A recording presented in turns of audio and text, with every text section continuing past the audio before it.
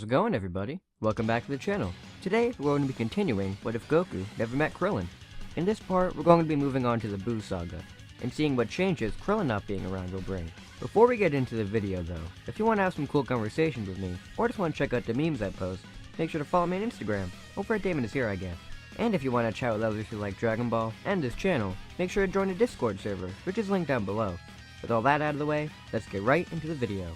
We kick off this part with the beginning of the 7-year time skip. Goku is back to full health, and Gohan is made up with the other Saiyans.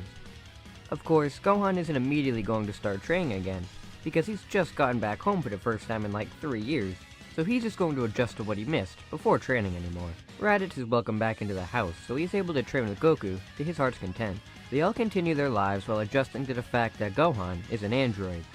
He's aging so much slower, so even after 7 years, he still looks mostly the same as he did when he became an android. He does have different features, which shows he has been growing up, but it is very much slowed. Another important thing to note is that Gohan's power hasn't decreased any in these years. With his new android body, he retains all of his power constantly, due to his body being wired that way. So even though he doesn't train as much as his dad, he can still match up with him. When Gohan does train though, he gains extreme boosts in power. As we've seen from Android 17, he got astronomical boosts in power without even needing to train. All he did once he became a park ranger was just fight off poachers, and with just doing that for over a decade, he was somehow able to go on par with Super Saiyan Blue Goku, which is actually insane. Now, even though Gohan doesn't train as much as Goku, he still trains, mainly because Goten has still been born, and he wants to train with his brother. Goku of course trains with Goten as well, since that's just how he bonds with his sons, and he wants the best for Gohan, so he has him join in as well. Goten is much stronger now as well, due to him having a tail, because even though it's not pictured, Goku still has his tail, so Goten would still get his as well. Gohan did have his tail, except Jiro moved it when he was converting him into an android.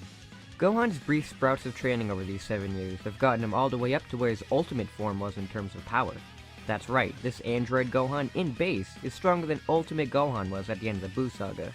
Goku and Raditz have managed to unlock the Super Saiyan 2 in this time, but still haven't gotten anywhere near Super Saiyan 3, since their bodies can't really handle the mutation while alive. Except, they've gotten something better. Remember, Goku has mastered the Kaioken, and he can boost the levels very high, going up to a max of times 20 while in Super Saiyan 2, which is an extremely high multiplier compared to the Super Saiyan 3, which is only 4 times Super Saiyan 2. Raditz is right behind Goku in terms of the Kaioken, since he's been training in it for so long as well, making it to times 20. Now, everybody is leagues ahead of where they were in canon, and I'm going to rank them like this, and I hope I get the greater than and lesser than signs right this time, or I swear to God. Vegeta and Nappa have continued to train at Capsule Corp, with Vegeta being very ticked off that he can't compete with Goku and Gohan in terms of power. He's been pushing himself extremely hard, and Nappa and Trunks just go along with it, since they want to get stronger as well. Now we're heading right into the Buu Saga. We're not going to have a great Saiyaman arc since Gohan isn't going to high school due to him being too young, so he stayed homeschooled. Now with Gohan never meeting Videl, there's no need to go to a tournament. So Shin arrives at the Sun household and informs everybody about the threat of Majin Buu arriving. He knows Goku is the one who killed Frieza, so he has to see his full power, wanting to know if he's really worthy to help fight against Buu. Goku can sense that this person is telling the truth about Buu, and he wants to help in any way he can, so he unleashes his full power, blowing Shin away. Kibito is extremely shocked on seeing how strong this mortal really is, and how he's using a godly technique as well? Impossible.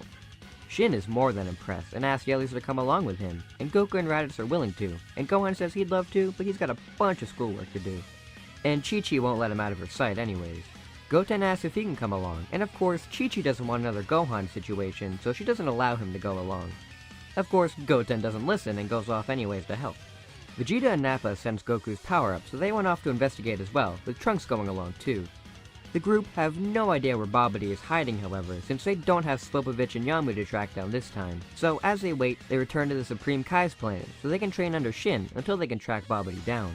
Now, remember, this is actually a month before Babidi enacted his plan, and the reason Shin arrived so soon is due to the tremendous powers he was sensing on Earth, due to there being so much more training done every day. Goten and Trunks are trained by Kibito on how to harness their powers, while Shin has Goku practice with the Z-Sword. Once he manages to pull it, Vegeta is even more jealous now. While even with him training with Goku now, he's nowhere near powerful enough to compete. Nappa doesn't exactly have as big of a problem, as he's content to train with Raditz. He's just along for the ride because Vegeta was. After a month of training, Shin decides to test out the Z-Sword's full power on Kachin, and of course the sword breaks and Elder Kai is unleashed. Elder Kai thanks Goku for freeing him from the sword, and says he'd like to repay Goku by going ahead and doing the ritual to unlock his hidden potential. Goku is more than willing to go along with this, and he begins the ritual, except as soon as they do, Shin spots Babidi and Dabura beginning to get energy from the earth, and they need to go down and stop him now. Goku wants to leave with the others, but Elder Kai tells him that that's not really worth it, and if the ritual is interrupted, Goku may die, and he doesn't want that now, does he? Goku is pretty shocked by that, and elects to stay behind, while the others go along. Shin and the Saiyans all go down to Earth to confront Babidi and Dabura, but they were prepared. Dabura instantly kills Kibito, and turns Raditz and Trunks into stone statues. Dabura then baits the others to go after him, and Vegeta is obviously angry on his son turning to stone, so he goes after Dabura to finish him off. Vegeta, Nappa, and Goten have no trouble defeating Yakan and Pui, and Dabura knows he won't be a match for Vegeta by himself.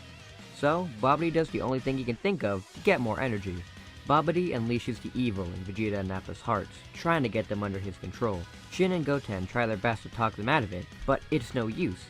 And Majin, Vegeta, and Nappa are born. Even though Vegeta is a Majin now, he still wants to prove he's the strongest Saiyan, so he goes off to wail on Goten and Shin. Before he can kill them though, Gohan steps in Vegeta's way. He could sense something going on, but didn't want to step in until it got serious.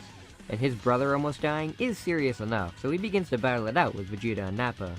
The two have gotten insanely strong, with Shin's training and the Majin curse.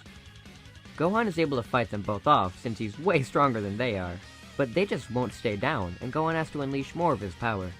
With 3 Super Saiyan 2s fighting all out, Buu is given more than enough energy, and is reborn. Buu's sheer aura alone snaps Vegeta and Nappa out of the Majin curse, and they watch carefully to see what Buu is going to do. Dabura chastises Buu as usual, and he is turned into a cookie and eaten as normal. With Dabura dead, Raditz and Trunks are brought back, and encounter Buu with the others. Gohan tells Raditz to watch Vegeta, as he's going to go in and fight off Buu himself. Gohan can sense Buu's energy, and while it is immense, he believes if he goes all out, then he could be able to defeat Buu. And, unlike canon, Gohan is correct in his judgment. Gohan goes all out in Super Saiyan 2, and completely demolishes Buu. Even with all of Buu's magical and wacky abilities, they are no match for Gohan's strength and technique. He has infinite energy, so he can unleash his full power without any drawbacks, and give Buu a good clobbering. Of course, Buu doesn't exactly get tired, he just becomes way more angry at how this boy is completely demolishing him. Gohan is saddened by how this being keeps standing back up and fighting, and he doesn't want to kill him, but feels like he has to, since he's really the only one strong enough to finish the job. Unfortunately for Gohan, this moment of hesitation proved to be his downfall, as Buu separated a piece of himself and used it to capture Gohan. The others watch in terror as Gohan is absorbed by Buu, and Buu's power multiplies hundreds-fold, as he becomes leaner in stature and dons Gohan's clothes. Buu laughs and tells the others that as of now, they have absolutely zero chance of winning. And that's where we're going to be leaving things for right now. I hope you guys enjoyed this episode, and I'm looking forward to the next one, and see how our heroes are going to get out of this. So, until we meet again, you guys, see you later!